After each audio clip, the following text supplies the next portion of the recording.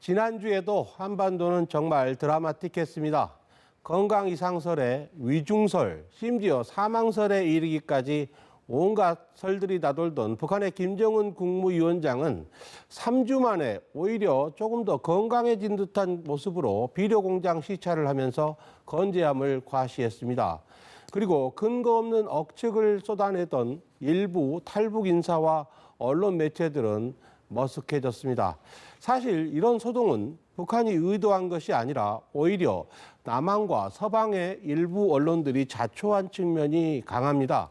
오늘은 북한 관련 가짜 뉴스의 생성과 유통 과정에 대해서 꼼꼼하게 짚어보겠습니다.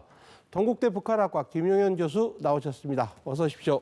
안녕하십니까. 네, 코로나 때문에 오래간만에 뵙습니다. 네, 그렇습니다. 한 두 달 만에 뵙는 것 같아요. 그렇습니다. 네. 자, 심지어 사망설, 뇌사설 이런 얘기까지 나왔던 북한의 김정은 국무위원장 네. 20일 만에 공식 석상의 모습을 드러냈는데 이제 이런 얘기는 더 이상 안 나온다, 불식됐다 이렇게 봐도 되겠죠? 그렇습니다. 20일 동안에 생산됐던 가짜 뉴스가 완벽하게 이제 종료가 됐다. 의심의 여지가 없는 김정은 위원장의 건강이 확인되면서 확실하게 종료됐다라고 봐야 될 것 같고요.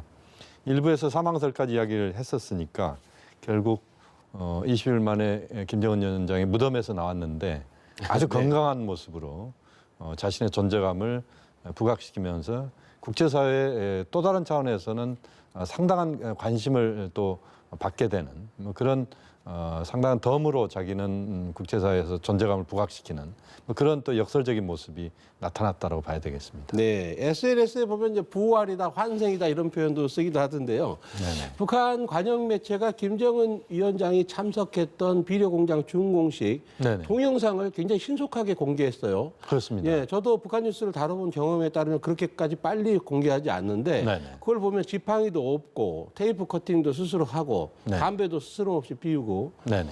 굉장히 건강한 모습으로 보여요. 심지어 어떤 전문가들은 이전보다 더 건강해진 것 같다 이렇게도 얘기를 하더라고요. 네네. 뭐 보신 것처럼 이제 화면에도 나오고 있습니다만 김정은 위원장의 건강과 관련된 부분에서는 북한이 매우 정확하게 날짜가 표기된 동영상이 나오게 만들었습니다. 네. 그러니까 5월 1일이 노동절, 이른바 메이데이입니다. 북한에서는 굉장히 중요한 국가 경축일 중에 하나입니다. 그렇죠. 메이데이가. 그날을 시점으로 해서 순천에 있는 인비료 공장, 그러니까 전라남도 순천이 아니고 네. 평안남도에도 순천이 있습니다. 네. 순천시가 그러니까 평양의 바로 위쪽에 있는 도시인데요. 거기에서 이제 김정은 위원장이 직접 테이프 커팅을 하고 실제 움직이는 동선을 제대로 보여주는 그것을 북한으로서는 이제 가장 중요한 시점에 김정은 위원장의 모습을 보여줬다. 결국 평양에서 가까운 곳에 있는 비료 공장을 김정은 위원장이 직접 가서 거기에서 경제 현지 지도를 하는 뭐 그런 모습을 보여줌으로써 김정은 위원장의 건재를 유감없이 보여주는 그런 과정이었다고 봐야 됩니다. 네. 지금 이제 김용현 교수님께서 노동절이라고 하는 시점에 인비료 공장을 택해서 네네. 네, 민생을 챙기겠다 이런 모습, 의지를 보여줬다 이렇게 분석을 해주셨는데 그렇습니다. 근데 이번 공장 준공식에 보면 북한의 실세들이 많이 참석을 했는데 네네. 김여정 제1부부장 네네. 이 사진의 위치를 보면 바로 김정은 위원장의 바로 옆이에요. 사실 네. 그 옆에 앉은 김덕훈 부위원장이 더 당의 공식 서열로는 위죠. 그렇죠. 네, 그런데 김여정 제1부부장이 바로 옆에 앉았더라고요. 그게 좀 네네. 특이했습니다. 이제 그런 현상은 우리가 이제 두 가지 측면을 봐야 됩니다. 하나는 북한에서의 공식 서열이 매우 중요하지만 그러나 김여정 부부장에게는 그것은 예외적인 걸 네. 이렇게 봐야 됩니다.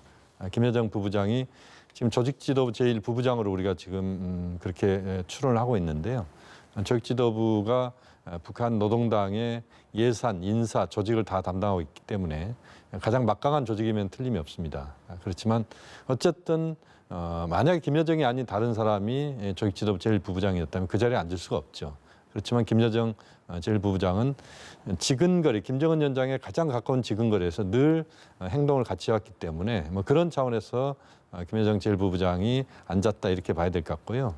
그동안 이제 남북 정상회담이나 북미 정상회담의 모습을 우리가 많이 봤지만 거기에서 김여정 부부장이 아주 거침없이 어떤 동선의 제약을 받지 않고 움직이는 그렇습니다. 모습을 우리가 많이 봤지 않습니까? 그것과 유사한 것이다. 그러니까 김여정 부부장의 동선과 관련된 부분은 자리의 위치와 무관하게 가장 중요한 역할을 김정은 위원장 주변에서 하고 있다. 이렇게 보는 것이 맞다고 봅니다. 이를테면 리베로 역할을 하고 있다 이렇게 봐도 그렇습니다. 되겠습니까? 축구에서 이제 리베로라고 하는 것 자체가 모든 그 역할을 다 도맡다시피 할 수 있는, 그러니까 가장 중요한 순간에 또 핵심적인 역할을 해야 될 때 어떤 위치에서든지 그 역할을 할 수 있는 네. 그 리베로, 이게 김여정 부부장에게 딱 맞는 별칭이라고 볼 수도 있겠습니다. 이번 인비료 공장 행사에서도 사진을 보면 네네. 예, 그 리베로 역할이 상징적으로 드러나는데 네네. 김덕훈 부위원장보다 김정은 위원장에게 더 가까운 자리에 앉기도 했는데 네네. 테이프 커팅을 할 때 보면 네네. 테이프 커팅하는 사진을 보면 또 가위를 가져다가 이렇게 네네. 전달을 해요. 네네. 우리 같은 경우는 이제 정권의 실세가 네네. 가위를 갖다 주는 그런 심부름은 또 안 하지 않습니까? 그렇죠. 네. 이제 우리하고 많이 이제 차이가 있는 부분인데 최근에도 보면은 김정은 위원장이 사인 같은 거 할 때 보면요. 네. 지난번 이제 북미 정상회담 때도 그랬고 남북 정상회담 이렇게 보면 김여정 부부장이 만년필이랄지 또 필기구를 그렇습니다. 갖다 주는 네. 모습을 볼 수가 있습니다. 네. 그러니까 김정은 위원장이 쓰는 물건들이랄지 또는 김정은 위원장이 직접 뭔가 접촉해야 되는 것들은 대체로 김여정 부부장을 거친다라고 봐야 됩니다. 그러니까 네. 이번에도 보면 테이프 커팅할 때 보통 이제 화동이나 또는 여성들이 이제 뒤에 서서 보통 이제 테이프 커팅할 때 그 가위나 이런 걸 네. 가져다 주는 게 상례인데 김여정 부부장은 직접 본인이 하는 것을 보여주는 것이고 김정은 위원장도 김여정 부부장이 그만큼 가까이에서 자신을 보좌하는 것을 또 북한 내부 주민들에게 또는 대외적으로 또 보여주고 싶어하는 그것도 좀 포함되어 있다고 봐야 될 것 같습니다. 예. 그런데 이번에 이제 김정은 위원장의 건강 이상설이 돌면서 네네. 김여정으로 권력 승계가 될 수도 있다라든가 네네. 또는 뭐 당분간 김정은 위원장의 자녀들이 성장할 때까지 뭐 섭정 내지는 뭐 이런 네네. 역할, 후견인의 역할을 할 것이다 이런 얘기까지 나왔는데 네네. 이런 얘기가 어떻습니까? 향후에라도 가능한 이야기입니까? 아니면 그냥 소설입니까? 저는 소설이라고 봅니다. 네. 지금 어떤 이제 점에서 그렇게 보십니까? 건강 이상설 자체도 일단은 전제가 잘못된 것이었고 또 김정은 유고시 김여정의 권력 승계 이 부분도 사실관계가 명확하지 않기 때문에 네. 가정을 하는 것입니다. 또 북한 체제의 지금 구조를 보면 김정은 위원장이 지금 30대 후반이고 여전히 이제 건강에 대해서 뭐 이런저런 이야기가 있지만 30대 후반에 건강한 또는 건장한 청년이다 이렇게 봐도 무방하다고 봐야 됩니다. 물론 이제 비만이랄지 뭐 기저질환이 있을 수는 있지만 네. 그렇게 보면 제가 볼 때 김정은 위원장은 최소 20, 30년 집권은 분명히 한다고 보고 그렇게 보면 그 과정에서 후계 구도는 저는 앞으로 북한의 후계 구도가 어떤 개인으로 집중되기보다는 집단 지도 체제적 성격으로 가는 것이 바람직하다고 봅니다. 그러니까 네. 중국식의 집단 지도 체제와 같은 모습으로 가면서 북한 체제도 좀 더 안정감 있게 그 집권과 또 권력이 이양되는 구조가 저는 바람직하다고 보고 있습니다. 네. 저도 뭐 김정은 위원장에 대해서 사람들이 물어보면 네네. 매일 특별한 관리를 받는 최고 지도자가 30대 중반의 최고 지도자가 갑자기 그런 일이 생기기는 매우 어렵다 이런 얘기를 한 적이 여러 번 있습니다만 네네. 어쨌든 이번 일로 우리 정보 당국이 꽤나 정확한 어떤 정보 수집 능력, 분석 네네. 능력을 갖고 있다 이런 게 입증됐다고 평가하는 사람들이 있어요. 그 네네. 부분은 어떻게 보십니까? 뭐 그것은 뭐 그 이전부터 우리 정보 당국의 네. 정보 능력은 매우 뛰어나다라고 봐야 되고요. 국정원 또 우리 군 정보 당국도 네. 뛰어난 능력을 갖고 있다. 또 미국의 정보와 우리 한국의 정보가 상당 부분 공유가 되고 있습니다. 네. 미국의 그 정보 능력은 이제 이성을 통한 정보랄지 또는 영상을 통한 정보 이 부분은 네. 미국이 굉장히 앞서 있고 그래서 북한 김정은 위원장 1호 열차의 동선 정도는 한미가 충분히 공유하고 있는 사안이다 이렇게 보고 있습니다. 그렇게 보면 한국과 미국의 정보가 서로 협력을 하고 또 우리가 휴민트에 또 강하기 때문에 인간 정보에 강하기 네. 때문에 뭐 그런 것들까지 결합해서 본다면 앞으로도 저는 뭐 김정은 위원장의 건강과 관련된 이야기들이 저는 뭐 앞으로 나올 가능성도 있다고 봅니다만 그 과정에서 우리 정부의 판단과 능력이 매우 저는 존중받아야 예. 된다고 봅니다. 네, 오늘 사실 이제 김 교수님한테 이 부분을 꼭 한번 얘기를 해보고 싶었는데 네네. 우리 정보 당국이 계속 아니라고 했음에도 불구하고 북한의 특이 동향이 없다라고 네네. 얘기했는데도 불구하고 지성호라든가 태영호라든가 이번 총선에서 당선된 당선인들 탈북 네네. 당선인들이시죠. 네네. 이 두 사람이 김정은의 건강 이상설을 집중적으로 제기하면서 네네. 결국은 이제 지금 상황에서는 이제 가짜 뉴스를 퍼뜨린 걸로 돼서 여러 가지 책임과 민망함을 피할 수 없게 됐습니다만 네네. 어떻게 보십니까 이런 발언의 행태에 대해서? 그럼 제가 볼 때는 이제 한마디로 말씀드리면 네. 태영호, 지성호 이 두 당선인이 네. 작두날 위에 너무 빨리 올라선 거 아닌가. 네. 그래서 결국 작두날 위해서 제대로 자신의 이야기도 제대로 못하면서 상황 자체에 떠밀려서 네. 본인의 앞으로의 정치적 입지를 축소시키는 그런 그 우를 지금 범했다라는 생각을 하고 있습니다. 결국 북한 내에서 김정은 위원장의 그 동선을 직접 확인할 수 있는 인물은 제가 볼 때는 5명도 안 될 거라고 봅니다. 네. 그런데 북한의 어떤 소식통이랄지 이런 어떻게 보면 정보 장사꾼들도 저는 있을 거라고 보고 또 여러 그 정보에 제대로 접근이 안 되는 그런 네. 첩보 수준의 것들을 정보로 가공해서 그것이 두 당선인을 통해서 증폭되는 이 현상은 저는 이번을 계기로 해서 완전히 이번이 끝나야 된다고 봅니다. 네. 결국 반면교사로 지금 상황을 우리가 좀 제대로 극복을 해야 된다고 보고 또 이 두 당선인이 외교통일위원회의 상임위에 배속될 가능성이 매우 높다고 보는데 네. 굉장히 신중한 그 정치 행보가 저는 필요하다라고 보고 있습니다. 네. 사실 태영호 당선인 같은 경우는 저도 인터뷰를 한 적이 있습니다만 네. 태영호 당선인은 CNN과의 최근 인터뷰를 보면 본인의 얘기 속에서도 모순이 돼요. 네. 이를테면 자세한 사정은 여동생과 최측근 몇 명만 알고 있을 것이다라고 얘기하면서 네.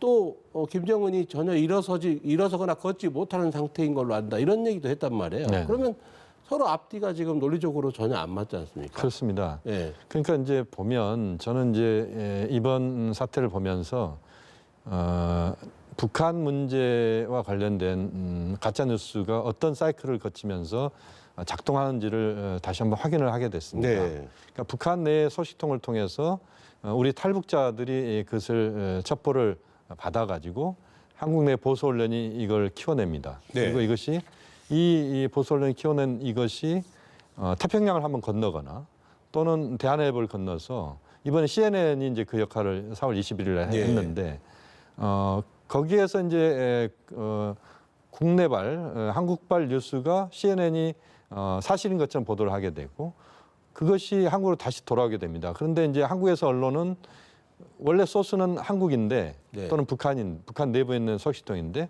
마치 CNN이 정확하게 그것을 알고 있는 것처럼 CNN에 따르면 이렇게 이제 보도가 되는 네. 그걸 통해서 우리 국민들이 상당한 객관적 판단을 하는데 어렵게 만드는 혼란을 줬죠. 그렇습니다. 이제 이런 구도가 만들어지는 겁니다. 네. 또 그 과정에서 이번 전 두 당선인을 보면서 이 두 분은 이제는 그냥 단순한 탈북인이 아닙니다.